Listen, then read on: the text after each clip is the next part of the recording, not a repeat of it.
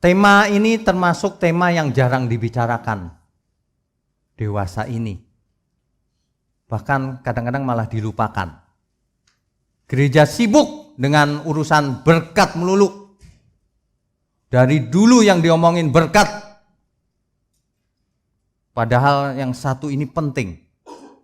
Jangan pernah membahas salah satu pokok saja. Harus semua pokok dibahas secara menyeluruh. Ada amin ya? Masa belajar hanya tertentu saja? Berkat melulu. Berkat itu hanya salah satu topik dalam Alkitab. Itu pun harus didudukkan perkaranya dalam perkara yang benar. Langit baru dan bumi baru temanya. Sebenarnya ajakan Tuhan itu kita ke sana. Bukan di sini, di sana. Istilah langit baru dan bumi yang baru ini rupanya agak jarang didengar sama banyak orang. Entah kenapa. Makanya banyak kesalahan ketika orang mendengar kata surga. Orang langsung salah pengertiannya. Karena surga atau heaven itu dalam pikiran banyak orang sesuatu yang gak jelas. Sesuatu yang di awang-awang sana. Nun jauh di sana. Memahami surga tidak bisa lepas dari langit yang baru dan bumi yang baru. Kalau ini tidak mengerti, bagaimana mau mengerti tentang surga? Banyak orang kalau dengar kata surga langsung pikirannya begini, sesuatu yang tidak real. Sebagian orang berpikir begitu. Sebagian lagi berpikir surga itu dunia roh. Sesuatu yang nggak tahu di mana, dimensi lain. Seolah-olah mikirnya begitu orang-orang. Banyak orang berpikir kalau surga itu serba misterius.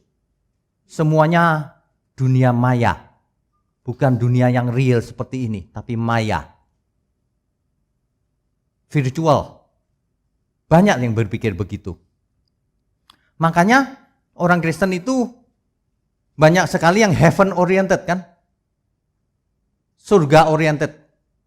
Betul. Masa neraka oriented? Ya benar dong surga oriented, benar ya? Surga oriented, masalahnya ada di pikiran. Ketika berkata surga oriented, pikirannya jauh menerawang ke sana. Sesuatu yang tidak jelas. Padahal, Alkitab berkata, nanti akan kuciptakan langit yang baru dan bumi yang baru. Bukan gak jelas, udah jelas. Langitnya baru, buminya baru. Jangan berpikir yang enggak-enggak. Jadi sebenarnya orang Kristen harus new heaven oriented. Ada amin? Jangan lupa, satu lagi. New earth oriented. Karena new heaven and new earth. Langit baru, bumi baru. Harus bumi baru oriented. Ya. Kalau banyak orang bersaksi saya pernah ke surga berapa kali. Naik turun, naik turun, naik turun. Sampai bosan saya. Tanda tanya itu. Surga yang mana? Surga aja lu gak ngerti. Kalau seseorang dikasih penglihatan, bisa. Betul. Penglihatan bisa. Ada orang yang cerita, saya sudah ke neraka Pak. Loh, jadi kau masuk neraka ya? Tapi balik lagi. Ditunjukin sama Tuhan Yesus. Saya mau kasih tahu ya, kalau seseorang masuk neraka, dia nggak bisa keluar lagi. Kalau itu penglihatan, ya bisa. Supaya manusia bertobat. Amin ya. Jadi jangan bilang, sayanya dibawa ke neraka. Bukan, saya mendapat penglihatan. Dibawa ke neraka, penglihatan. Kenapa? Karena neraka yang dimaksud belum ada hari ini. Banyak orang nggak mengerti hal itu. Banyak orang tidak mengerti, nanti di akhir sesi baru tahu. Salah kesaksiannya. Aku dibawa ke neraka. Bukan. Aku dikasih penglihatan akan neraka. Itu benar. Ya. Oke. Kalau seseorang salah mengerti, tetap binasa. Saya nggak sengaja loh Tuhan, tetap binasa. Karena Alkitab berkata,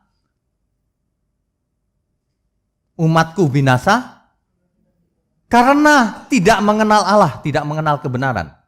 Karena kurang mengenal pun binasa. Harus mengenal secara utuh dan lengkap. Dan benar tentunya. Saya mengajar di sekolah teologi. Itu ada seorang mahasiswa teologi.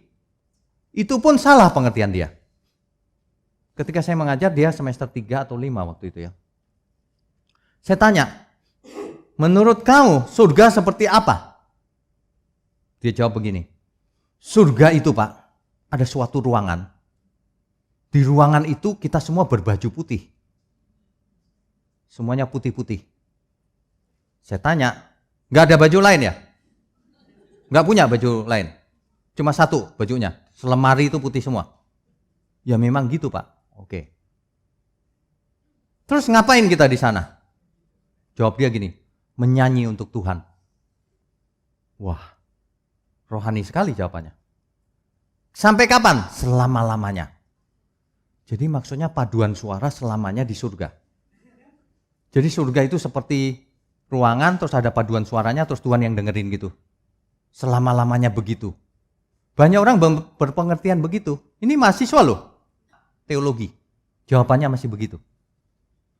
Makanya di dunia barat sana banyak yang tidak mau ke surga.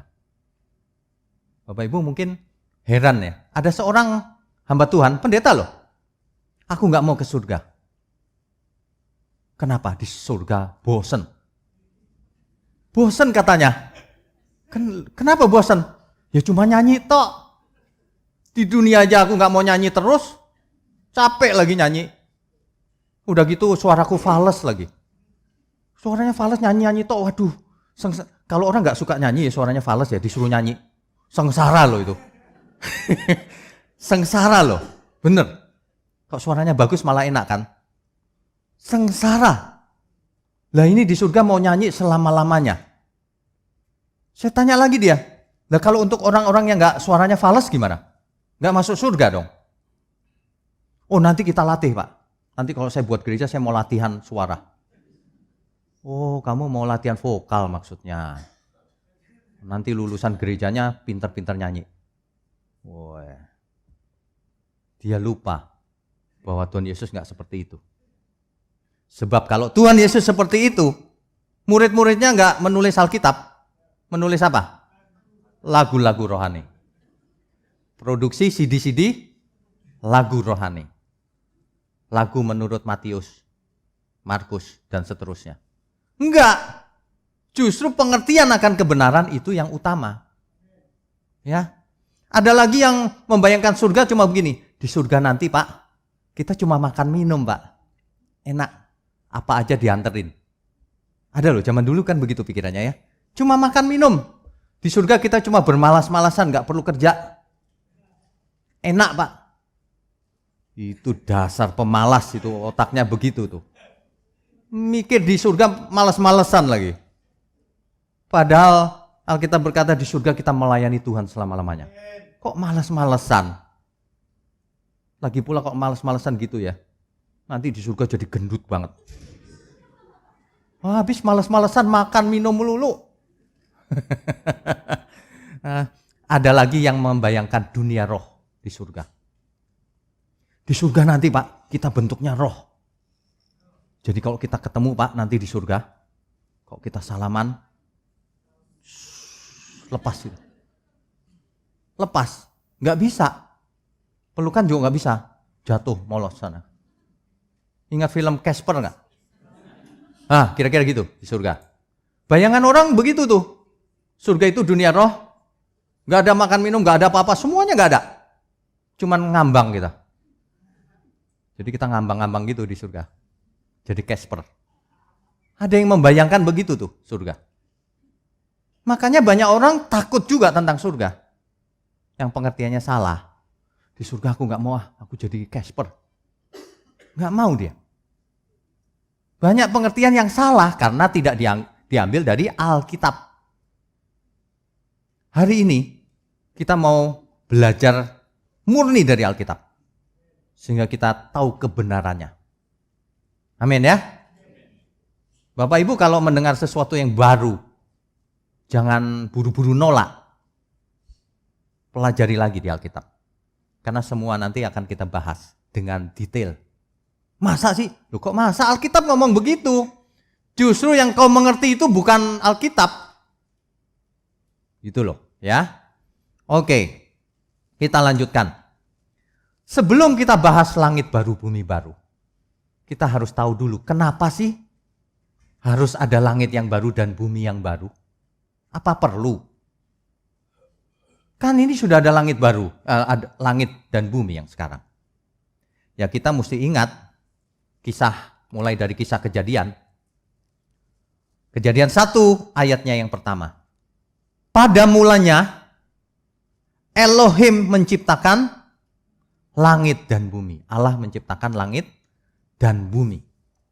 Ini dia.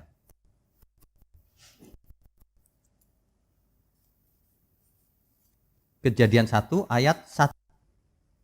Pada mulanya Elohim, terjemahkan Allah, menciptakan langit dan bumi pada mulanya. Elohim menciptakan. Menciptakan di sini dipakai kata bara dalam bahasa Ibrani. Bara artinya menciptakan dari sesuatu yang tidak ada menjadi ada. Bara. Bahasa Yunani, bahasa Ibrani. Kita terpaksa harus pakai bahasa asli sedikit ya. Karena dari bahasa asli ini kita akan tahu kebenarannya nanti. Langit dan bumi. Langit ini samayim. Ingat Bapak Ibu, kalau di belakangnya ada im, bahasa Ibrani, itu jamak bentuknya. Makanya kalau diterjemahkan menjadi heavens. Jamak. Heavens. Ya.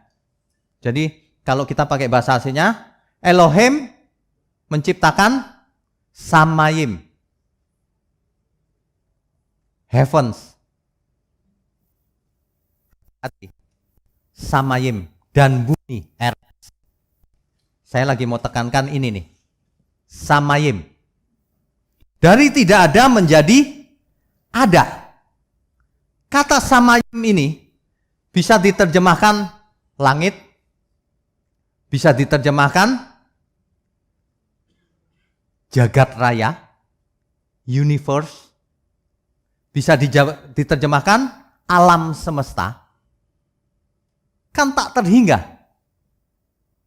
Itu maksudnya, pada mulanya Allah menciptakan jagat raya yang tak terbatas ini dan bumi. Masuk akal dong?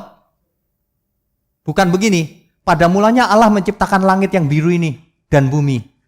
Di atasnya bagaimana? Seluruh jagat raya diciptakan Tuhan. Samayim ini seluruh jagat raya. Heavens. Ada kesukaran ketika orang mendengar kata surga, langsung bayangannya gitu lagi yang Casper tadi. Samayim, jagat raya, alam semesta. Itu yang dimaksud oleh ayat ini. Pada mulanya Allah menciptakan jagat raya, termasuk bumi.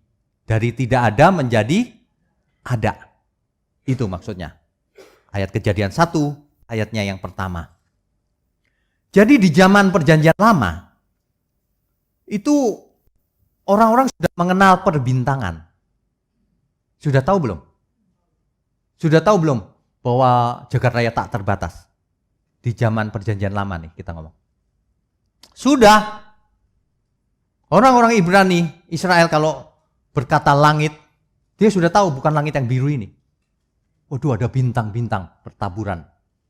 Abraham saja sudah diajak ngomong begitu kan? Sama Allah. Keturunanmu akan seperti bintang di langit. Udah jelas tuh. Berapa bintangnya? Tak terhingga. Zamannya Abraham udah tahu. Tak terhingga itu jagat raya. Benar ya? Di zamannya pemazmur, dalam Mazmur 19 ayat 2, langit menceritakan kemuliaan Allah. Dan cakrawala memberitakan pekerjaan tangannya. Mazmur 19 ayat 2.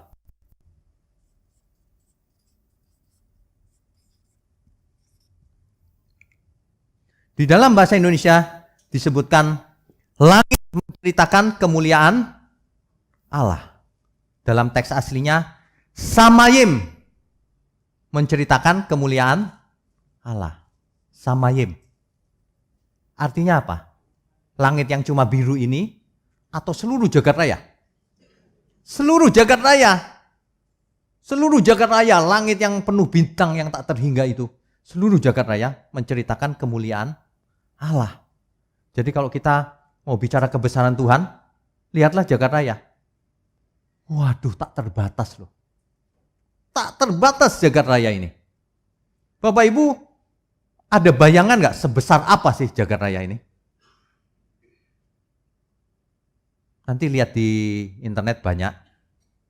Kalau misalnya bumi itu sebesar kelereng, gunduk, maka matahari berjuta-juta kali lebih besar. Matahari kita itu. Bumi itu seperti titik dibanding matahari. Sementara matahari kita dibandingkan matahari yang lain lagi, seperti titik lagi. Jadi bumi dibandingkan matahari yang lain tadi, seperti nggak ada debu. Padahal matahari yang gede ini, kumpulan-kumpulan semua ini, seperti titik lagi di jagat raya ini. Terus begitu. Besarnya tak terhingga. Saya sempat catat diameternya jagat raya itu berapa sih sebenarnya. Nggak ada yang bisa mengukur sebenarnya. Tetapi dengan teknologi yang sekarang yang bisa diukur. Bukan berarti itu loh ya. Yang semampunya diukur hari ini. Itu besarnya segini Bapak Ibu. Heaven atau jagat raya. Itu besarnya segini diameternya. Diameternya itu sebesar sekitar aja ya. Kan nggak bisa tepat. Sekitar 500 dikali 10 pangkat 9. Nolnya 9 biji. Dikalikan 1 tahun cahaya. Masalahnya 1 tahun cahaya itu berapa?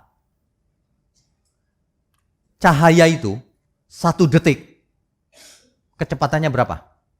Sekitar 300.000 km per detik. Per detik 300.000. Jadi kalau Bapak Ibu punya pesawat dengan kecepatan cahaya, mau ke Bandung, nggak bakalan bisa. Sedetik ting udah lewat. Mau ke Bandung susah, kecepatan soalnya. Kecepatan cahaya 300.000 km per detik. 1 detiknya cahaya sama dengan 300.000 km. Kalau 1 tahun berapa? Hitung situ. 1 tahun itu kalau kita ngitung ya, 5 hari bukan? 365 harinya 24 jam. 24 jam itu 1 jamnya 60 menit. 60 menit itu kalau dijadikan detik kali 60 lagi. Kecepatan cahaya 300.000 km per detik. Nah, ini nih bisa dikalikan tuh. Ini juga yang bisa diamati. Sebenarnya lebih dari itu. Yang bisa diamati dengan teknologi hari ini. Segitu. Sengaja saya hitung pakai komputer. Kira-kira segini. 4,6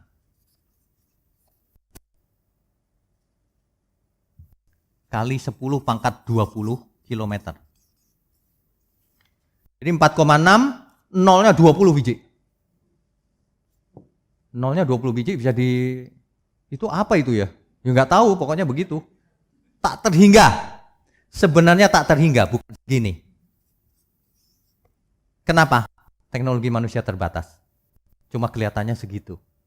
Dia nggak mampu menembus. Yang kedua, kemungkinannya alam semesta mengembang terus kan? Jadi nggak bisa diukur. Tak terhingga. Itulah samayim yang dimaksud. Keturunan akan seperti bintang di langit. Tak terhingga, nggak bisa dihitung. Bintang di langit emang bisa dihitung? Nggak bisa. Tak terhingga. Harusnya manusia seperti itu. Harusnya. Memenuhi samayim. Mengelola samayimnya Tuhan ini untuk kepentingan Tuhan, untuk kemuliaan Tuhan. Harusnya begitu. Makanya ketika awal mula penciptaan, Adam dan Hawa ditaruh di bumi. Pada mulanya Allah menciptakan langit dan bumi. Adam Hawa ditaruh di langit apa di bumi? Di bumi kan? Nanti akan ada langit yang baru dan bumi yang manusia yang sampai ke langit baru, bumi baru ditaruh di langit baru atau di bumi baru? Apa digantung di langit gitu? Jadi pajangan. Di bumi yang baru bukan? New Earth. Sama. Pengulangan. Jadi jangan pernah membayangkan surga itu nggak jelas, Pak. Nanti di surga kita nggak punya tubuh. Ngambang. Asap. Salah, nggak ada Alkitabiahnya itu. Alkitab itu jelas loh. Ya, oke, kita lanjutkan dulu. Di Amos 5 ayat 8. Nanti dibaca di rumah aja ya. Amos 5 ayat 8. Dia yang telah membuat bintang kartika dan bintang belatik, yang mengubah kekelaman menjadi pagi dan yang membuat siang gelap seperti malam. Dia yang memanggil air laut dan mencurahkannya ke atas permukaan bumi, Tuhan itulah namanya. Di sini disebutkan adanya bintang kartika dan bintang belantik. Ini kalau orang astronom, kalau belajar astronomi mengerti. Dalam astronomi gugus kartika ini dinamai objek Messier nomor 45, dinomorin kalau di astronomi. Itu sebuah gugusan bintang terbuka di rasi bintang Taurus di langit. Ini zaman perjanjian lama loh sudah tahu perbintangan. Sudah tahu, jadi jangan kita hari ini malah nggak tahu. Kita hari ini kalau baca Alkitab malah gini, pada mulanya Allah menciptakan langit dan bumi. Oh, langitnya yang biru nih, yang burung-burung berterbangan. Kok pendek amat mikirnya ya. Langit Samayim itu tak terhingga. Jelas ya sampai sini ya. Itu pengertian itu harus dimasukkan dulu. Bintang kartika dan bintang belantik ini luar biasa loh. Menunjukkan bahwa sudah mengerti mereka perbintangan. Bintang kartika ini kalau di bahasa Jawa itu disebut lintang wuluh. Kalau orang ngerti bahasa Jawa. Itu luar biasa loh. Jadi kalau hari ini ada yang percaya, Pak, bumi itu datar, Pak. Capek deh. Zaman dulu banget nih, ribuan tahun yang lalu, sudah jelas bintang-bintang di langit. Alkitab mencatat bulatan bumi. Udah pasti bulat. Kok masih ngomong datar? Bingung saya. Kalau lapangan basket datar, iya. Tapi kalau seluruh bumi, bulat. Ya, jika penulis Alkitab berkata Samayim, ini yang penting buat kita. Dari tadi itu mau ngomong ini. Jika penulis Alkitab mengatakan Samayim, artinya bukan hanya udara ini, bukan artinya langit yang ada mendungnya itu, tapi seluruh jagat raya. Itulah yang dimaksud Samayim. Jangan dirubah-rubah. Sayang sekali terjemahan Alkitab bahasa Indonesia kita kadang-kadang tidak konsisten.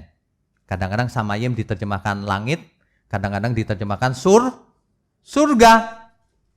Jadi banyak orang yang membaca jadi gini, dipikir beda. Padahal itu satu kata, Samayim.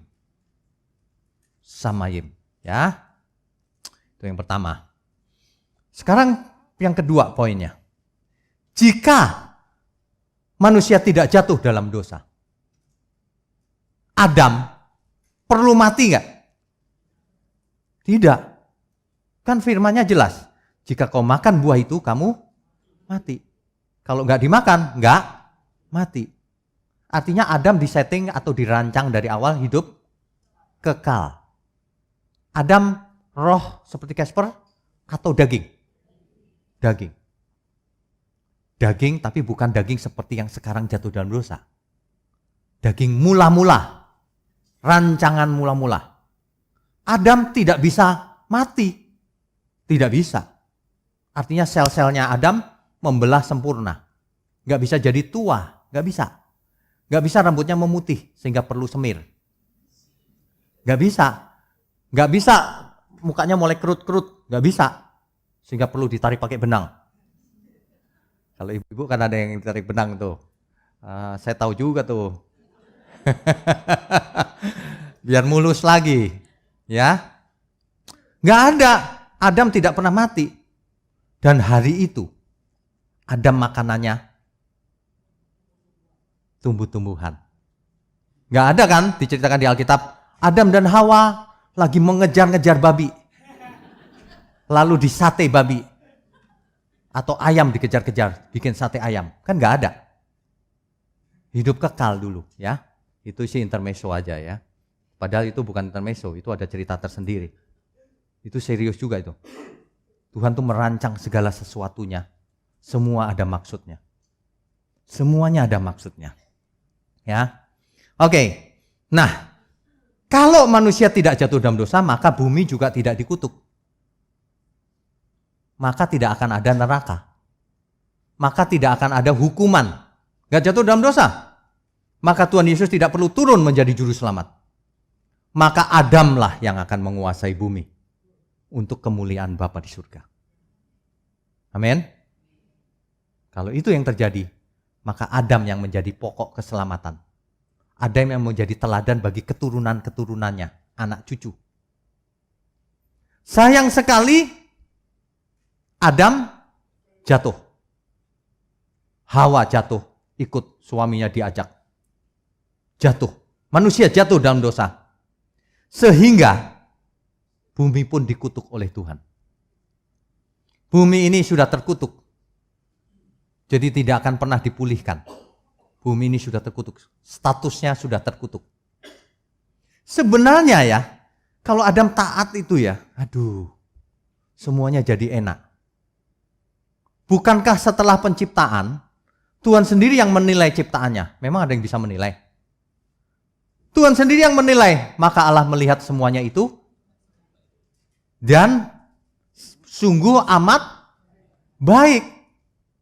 Wahineh toh meot dalam bahasa Ibraninya. Sungguh amat baik. Tidak ada yang lebih baik dari ciptaan ini.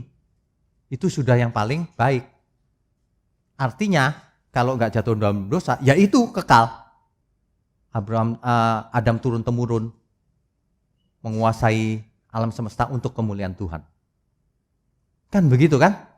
Kalau itu yang terjadi, surga itu yang mana?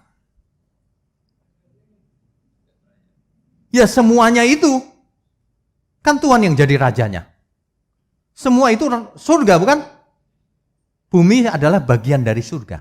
Kalau tidak jatuh dalam dosa. Itu perlu dibayangkan begitu. Ketika jatuh dalam dosa, bumi bukan surga lagi. Dia sudah terkutuk. Dia sudah terkutuk. Sampai di situ jelas ya Bapak Ibu ya. Amin. Jadi kalau sampai di sini masih masa sih? Ya repot. Repot. Maunya jadi Casper sih. Ya. Oke. Kita lanjutkan. Wahineh toh meot. Semua itu sungguh amat baik. Jadi kalau Adam jatuh ke dalam dosa, itu karena dirinya sendiri yang buat keputusan. Jangan bilang Tuhan yang menentukan. Salah itu. Kok Tuhan yang menentukan? Emangnya Tuhan bikin skenario apa? Skenario yang jahat dong. Manusia kuciptakan, kujatuhin dalam dosa. Habis itu kuhukum. Waduh, gawat itu teologi itu. Sesungguhnya manusia harus mempertanggungjawabkan apa yang diperbuatnya. Adam dan Hawa dihukum karena perbuatannya, bukan karena ditakdirkan Tuhan. Hari ini juga sama. Manusia jangan pernah ngomong, misalnya seorang suami yang selingkuh, aku memang ditakdirkan selingkuh. Enak aja loh. Itu karena perbuatanmu sendiri. Waduh. Sesungguhnya apa yang akan terjadi di depan diserahkan ke kita. Tapi Roh Allah menyertai kita, menolong kita supaya kita berjalan dalam kebenaran. Kalau kita nggak mau, maka nasib masa depan kita yang tentukan, nyemplung ke neraka. Jadi jangan sampai ada orang yang, waduh, ditakdirkan ini. Bukan, itu pilihan. Hidup ini pilihan. Bapak Ibu kesini ditakdirkan Tuhan atau memilih mau belajar Alkitab. Kan memilih. Memangnya ditakdirkan. Nah, bagaimana orang yang nggak ke sini? Ditakdirkan nggak ke sini? Kan nggak begitu. Semua hidup ini pilihan. Makanya apa yang kita alami hari ini akibat masa lalu. Waduh Pak, kalau gitu saya menyesal Pak. Dulu saya nggak karuan hidupnya. Ya bagus, bertobatlah. Toh hidup di dunia ini nggak lama. Nanti akan ada langit yang baru, bumi yang baru. Mantep kan? Coba kalau nggak ada langit baru, bumi baru, ya aku udah gagal nih. Selesai dong. Justru karena ada harapan yang baru, semangat. Kan begitu ya? Nah, kita lanjutkan. Jadi dengan jatuhnya manusia ke dalam dosa, maka akibatnya manusia menjadi mati. Bisa mati. Lalu bumi dikutuk. Lalu bumi di masa depan menjadi lautan api. Itu sudah pasti. Lautan api inilah yang dalam teks aslinya disebut Gehenna.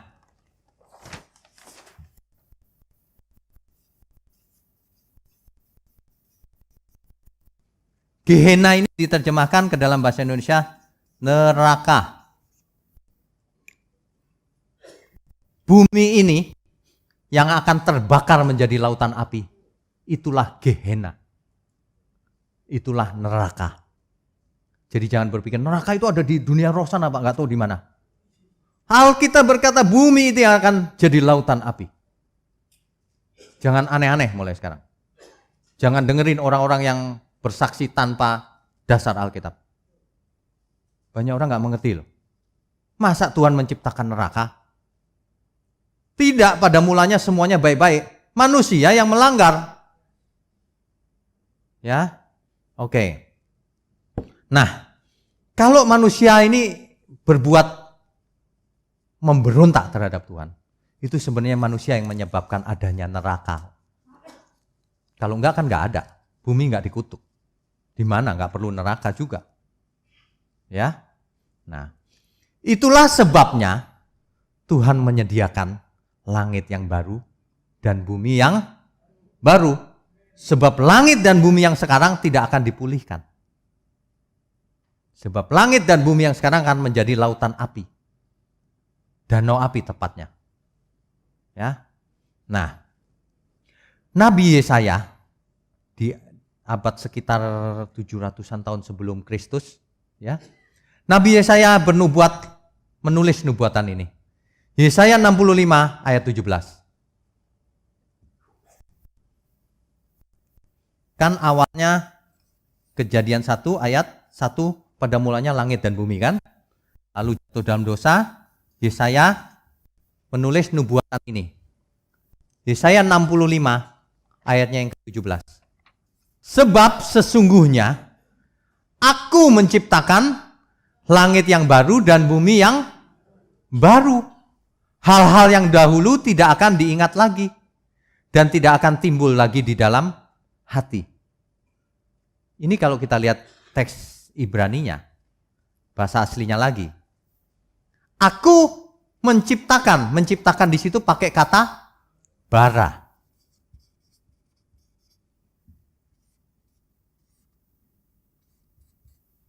Ingat gak kata bara yang dipakai di Kejadian 1 ayat 1 tadi? Diulang lagi. Aku akan bara samayim yang baru dan bumi yang baru. Jelas ya? Bara menciptakan dari tadinya nggak ada menjadi ada. Sama. Langit yang baru, bumi yang baru. Jadi jelas Nabi Yesaya menulis. Satu lagi di Yesaya 66 ayat 22. Sebab sama seperti langit yang baru dan bumi yang baru yang akan kujadikan itu tinggal tetap di hadapanku, demikianlah firman Tuhan, demikianlah keturunanmu dan namamu akan tinggal tetap. Perhatikan baik-baik di Yesaya ini. Sebab sama seperti langit yang baru dan bumi yang baru yang akan kujadikan itu. Sudah dijadikan belum? Belum. Di zamannya Yesaya belum. Akan. Jelas ya?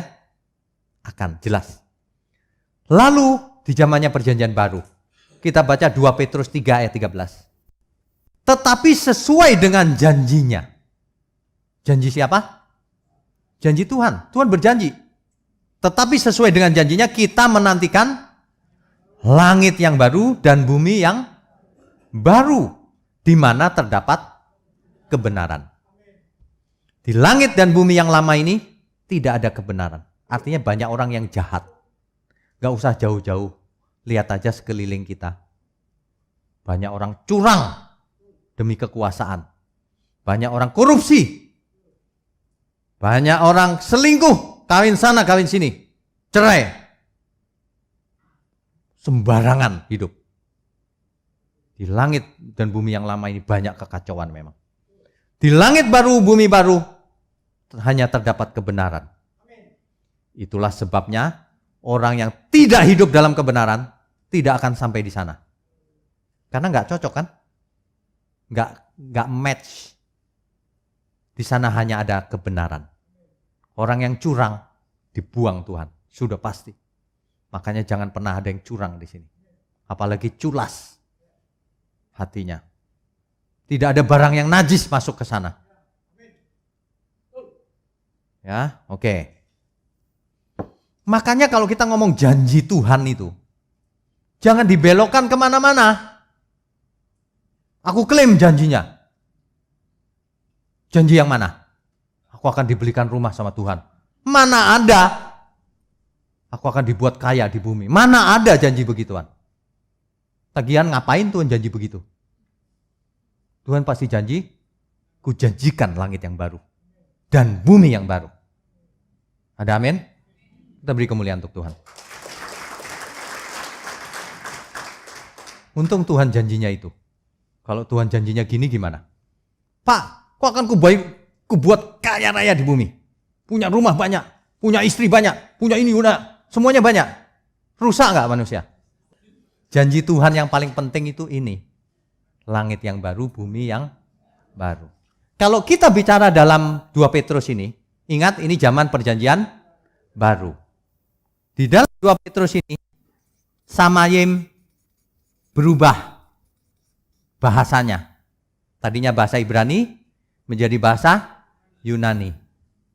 Ouranos. Sama artinya. Jagat raya, universe, langit, surga, heavens. Sama. Ouranos. Dalam bahasa Yunaninya Ouranos. Jadi kalau kita dengar di perjanjian baru Ouranos, itu bahasa Yunani. Ouranos yang baru. Baru di sini dipakai kata kainos, bukan neo. Artinya apa? Baru dalam naturnya. Baru dalam kualitasnya. Jadi langit baru dan bumi yang baru, kualitasnya baru. Bukan seperti yang lama ini kualitasnya. Kalau cuma diciptakan baru tapi sama persis sama yang sekarang, buat apa? Kualitasnya baru. Bukan baru karena gini, nah baru diciptakan tuh masih baru. Masih grass, masih anget. Bukan itu maksudnya. Baru di sini kainos. Artinya kualitasnya baru. Ya. Di zamannya Petrus sudah diciptakan belum? Yang jelas Petrus bicara kita semua sedang menantikan. Sedang menanti. Termasuk kita semua bukan? Kita sedang menantikan langit yang baru, bumi yang sesuai dengan janji Tuhan. Kan begitu. Ingat, Petrus menulis ini 2000 tahun yang lalu. Waduh, sudah 2000 tahun berlalu. Jangan-jangan sudah dekat nih. Memang sudah dekat. Sudah dekat. Jangan-jangan sebelum kita mati, kita sudah lihat kedatangan Tuhan Yesus. Ada amin gak? Kalau Tuhan datang, justru itu yang kita harapkan. Kita nggak perlu mati dulu, nggak perlu macam-macam dulu, langsung dibawa ke langit baru, bumi baru. Lebih enak. Ya. Banyak orang kalau nyanyi lagunya Pak Eras itu nggak menghayati.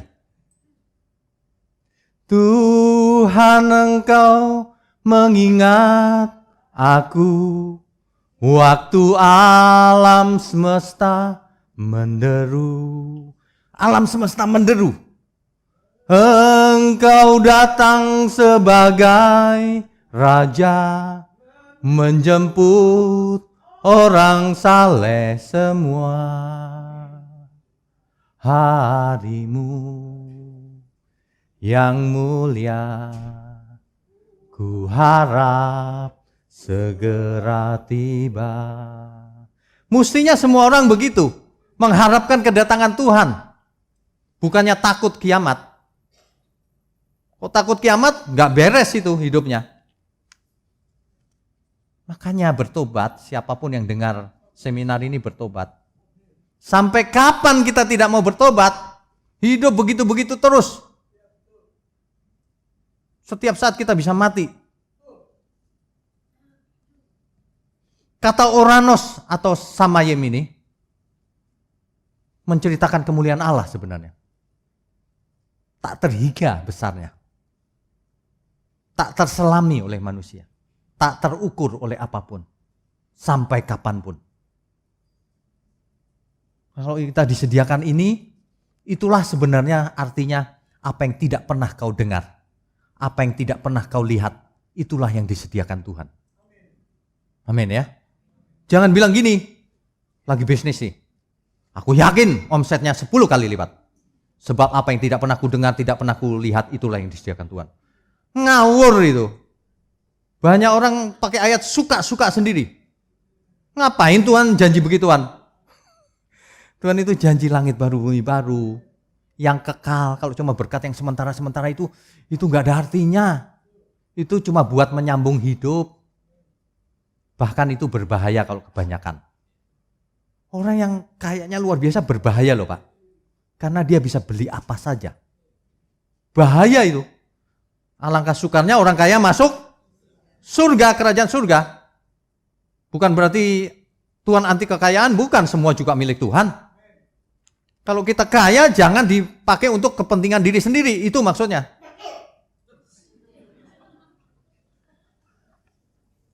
Oke, kita lanjutkan. Jadi kalau kita perhatikan Alkitab, perhatikan baik-baik. Alkitab di halaman pertama, Kejadian 1 ayat 1. Pada mulanya Allah menciptakan langit dan bumi. Di tengah-tengah, Dia akan menciptakan langit yang baru dan bumi yang baru. Di perjanjian baru, sebab aku menantikan langit yang baru dan bumi yang baru seperti yang dijanjikan Tuhan. Di penutupnya, Wahyu. Suasana langit baru bumi baru diceritakan oleh Rasul Yohanes di Pulau Patmos. Dia menulis Wahyu 21 ayat 1. Lalu aku melihat langit yang baru dan bumi yang baru. Sebab langit yang pertama dan bumi yang pertama telah berlalu dan laut pun tidak ada lagi. Saya kalau baca ini ya, ada perasaan sedih gitu. Dan laut pun tidak ada lagi. Yang jelas bukan cuma laut. Ini kan bahasa puitis ya. Kalau sekarang kita main ke pantai, kayaknya bagus ya. Meskipun pantai sudah kotor. Di langit baru, bumi baru. Di langit baru, bumi baru ada pantai nggak kira-kira? Ada orang yang menjawab tidak ada Pak. Sebab di langit baru, bumi baru jalannya dari emas. Memang betul. Tapi masa seluruhnya emas? Loh terus nggak ada apa-apa dong ya, gersang gitu. Itu pengertian yang salah loh. Di langit baru, bumi baru. Bumi yang lama aja ada pantai. Masa yang baru nggak ada? Pakai dong pikiran sedikit. Pakai pikiran dan pakai Alkitab terutama. Jangan pakai pikiran doang ya. Di langit baru, bumi baru. Masa tidak ada pantai? Gersang maksudnya. Jelas ya. Apalagi dikatakan kainos. Kualitasnya jauh lebih hebat. Kan begitu. Oke. Nah, ada suatu pertanyaan begini. Ini penting sekali nih. Lalu apa yang terjadi dengan langit dan bumi yang sekarang ini? Banyak orang berspekulasi. Apa yang terjadi dengan langit dan bumi yang sekarang ini? Kita harus analisa teks 2 Petrus 3 ayat 10. 2 Petrus 3 ayat 10. Apa yang terjadi dengan LB yang sekarang? LB yang sekarang ini, apa yang terjadi? 2 Petrus 3 ayat 10. Tetapi hari Tuhan itu apa? Kedatangan Tuhan akan tiba seperti pencuri. Pada hari itu, langit akan lenyap dengan gemuruh yang dahsyat. Dan unsur-unsur dunia akan hangus dalam nyala api. Dan bumi dan segala yang ada di atasnya akan hilang lenyap. Kan begitu ya? Ini adalah bahasa Indonesianya. Kadang-kadang kita perlu periksa bahasa aslinya. Itu apa sih yang sebenarnya? Kalau dalam bahasa Indonesia sudah jelas, betul. Tetapi dalam bahasa asli kita perlu juga lihat. Dalam bahasa asli gini, NIV contohnya. But the day of the Lord will come like a thief. Sama ya, hari Tuhan akan datang seperti seorang pencuri. The heavens, jagat raya. The heavens will disappear, akan lenyap. With a roar, dengan gemuruh yang luar biasa. The elements will be destroyed. Elemen-elemennya akan dihancurkan. Will be destroyed by fire. Akan dihancurkan oleh api. Elemen-elemennya jagat raya apa itu? Apa saja? Planet? Loh iya kan? Bulan? Bintang? Semua benda-benda langit. Benar nggak? Benda-benda langit pun ikut dihancurkan oleh api. Jadi jangan berkata bumi jadi lautan api. Bulan, bintang, Mars, enggak Pak. Nanti kalau pas harinya sudah dekat, aku naik pesawat ke Mars. Melarikan diri dari kiamat. Sorry ya, elemen-elemennya ikut hancur oleh api. Ini lebih jelas nih. And the earth, dan bumi, and everything done in it, dan semuanya isinya, will be laid bare. Akan menjadi habis semua. Akan menjadi habis, telanjang, habis. Hancur oleh api. Jadi sebenarnya Samayim dan bumi ini akan hancur oleh api, bukan oleh yang lain. Ya. Satu lagi misalnya New King James. New King James ngomongnya begini. But the day of the Lord will come as a thief in the night.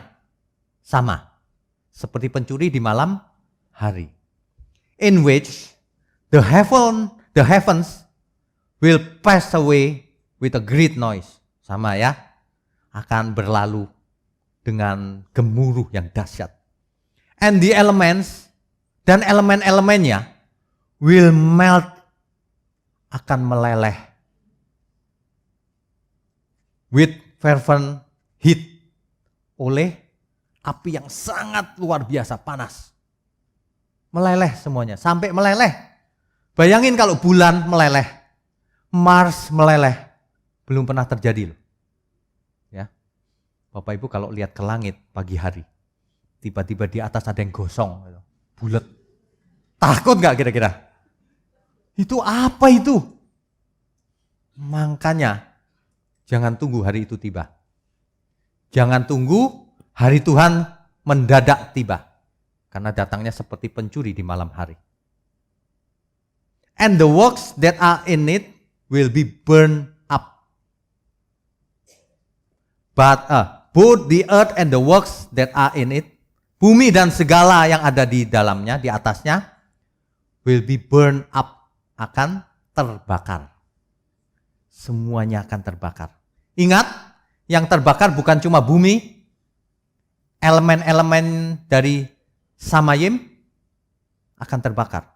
Planet, matahari, bahkan galaksi. Kita nggak tahu seberapa luas yang terbakar. Betul? Bapak Ibu perhatikan baik-baik. Jagat raya besarnya seberapa? Tak terhingga. Galaksi kita cuma titik. Bahkan nggak ada satu titik. Bumi apalagi debu dalam debu. Jadi kalau galaksi kita terbakar, itu nothing buat jagat raya. Ngerti maksudnya ya? Jadi hanya danau api. Makanya sebenarnya Limnetopuros itu artinya danau api, bukan lautan api. Jadi di jagat raya ini cuma ada danau api kecil, nothing. Jadi bukan jagat rayanya habis semua, enggak. Hanya bumi dan sekitarnya dan galaksi mungkin, enggak tahu seberapa besar, pokoknya hanya nothing, danau api. Nangkap ya? Itulah Gehenna. Itulah yang diterjemahkan dalam Alkitab neraka. Jangan berpikir neraka dunia roh. Aneh-aneh aja. Alkitab ngomong begini seluruh ayatnya. Makanya orang mau melarikan diri, mati udah gak berasa ini. Menurut dia setelah mati gak berasa karena roh. Hati-hati, setelah mati ada kebangkitan. Kalau gak ada kebangkitan, orang jahat enak. Gak berasa udah. Gak dibangkitkan. Tapi ini dibangkitkan untuk dimintai tanggung jawab. Waduh, mengerikan itu. Itu mengerikan itu. Banyak orang nggak tahu Gehenna itu seperti apa sih, lautan api itu. Kalau dikatakan elemen-elemennya, langit akan meleleh. Apa kurang jelas itu? Masalahnya, ulat tidak mati di sana. Ada ulat yang tidak mati. Apa maksudnya? Kamu gak bakalan mati dibakar. Hati-hati loh. Atau mati pun gak tahu berapa lama. Dibangkitkan dulu untuk dibakar. Yang neraka nih. Kita tujuannya bukan ke sana. Langit baru, bumi baru. Makanya bertobat. Hari ini kalau masih ada sisa-sisa yang gak benar di dalam diri kita, lepaskan. Adakan pelepasan. Mari kita bertobat. Kan gitu kan? Ya. Jangan ditunda-tunda. Setiap saat kita bisa stroke. Bisa. Setiap saat kita bisa serangan jantung. Bisa. Makanya kita kan sering ada ibadah penghiburan, kita lihat ya baru berapa lama kita ngobrol sama ibu ini atau bapak ini. Sekarang sudah terbaring. Ya sudah, sampai jumpa lagi ya Om. Pak, Bu, sampai jumpa lagi. Karena nanti kita ketemu lagi bukan? Di langit baru, bumi baru. Makanya orang kalau mengerti kebenaran tidak takut mati. Katakan amin. Mati ya biasa aja gitu. 70 tahun. Atau 100 tahun sekalipun. Dibandingkan kekekalan itu nothing. Gak ada papanya. Jadi kalau di 70 tahun ini kita sengsara, itu pun gak masalah. Asal kita sampai ke kekekalan. Asal kita sampai ke bumi yang baru. Waduh, kalau sampai sana mantep itu. Banyak orang hari ini nggak apa? Orientasinya bukan bumi yang baru, bumi yang sekarang. Makanya korupsi pun dilanggar habis-habisan. Selingkuh dihajar. Makan sembarangan, minum sembarangan, bicara sembarangan. Padahal Alkitab ayatnya sangat jelas. Sangat jelas Alkitab itu. Kalau dunia dan bumi ini akan meleleh, akan hancur oleh api yang begitu dahsyat. Rasul Petrus mengingatkan, oleh karena itu betapa salehnya kamu harus hidup tak bercacat, tak bercelah. Kalau enggak, ikut ke sana.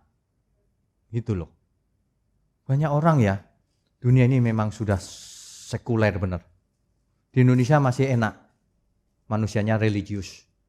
Kalau di daerah Eropa gitu. Dulunya kan religius ya. Hari ini gereja jadi museum. Jadi toko. Kosong. Di Australia kosong. Jadi museum. Waduh. Mereka orientasinya langit dan bumi yang sekarang. Mereka nggak kenal bahkan istilah new heaven and new earth. Nggak kenal. Mengerikan loh. Padahal kalau mati takut juga mereka. Orang dunia itu biar badannya gede. Biar dia jenderal, biar dia konglomerat. Kalau sudah mau mati, takut dia. Takut. Orang yang tidak punya Tuhan takut. Makanya siapapun kita harus punya Tuhan. Amin. Hidup cuma sekali loh. Hidup ini cuma sekali. Tidak banyak kesempatannya. Jadi kalau kita lihat 2 Petrus 3 ayat 10, itu intinya begini. Ada beberapa inti kan. Yang pertama, kedatangan Tuhan seperti pencuri. Tidak bisa diprediksi kapan. Hanya tanda-tandanya diketahui. Waktunya sudah dekat. Yang kedua, pada hari itu, Oranos atau Samayim atau jagat raya ini akan lenyap dengan suara gemuruh yang dahsyat. Dan unsur-unsurnya, planet, bulan, bintang, dan lain-lain, akan hangus oleh nyala api. Atau meleleh oleh karena panas yang luar biasa. Ya. Nah, yang Bapak Ibu perlu tahu adalah begini.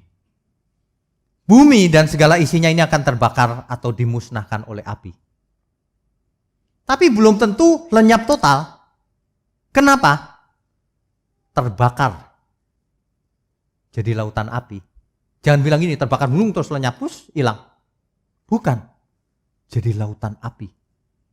Jadi danau api. Jadi masih ada tapi bumi yang lama sudah berlalu. Sudah gak ada bentuknya. Udah leleh dan sebagainya. Tapi bukan lenyapnya itu hilang, bukan. Jadi lautan api. Keadaannya udah gak karu-karuan.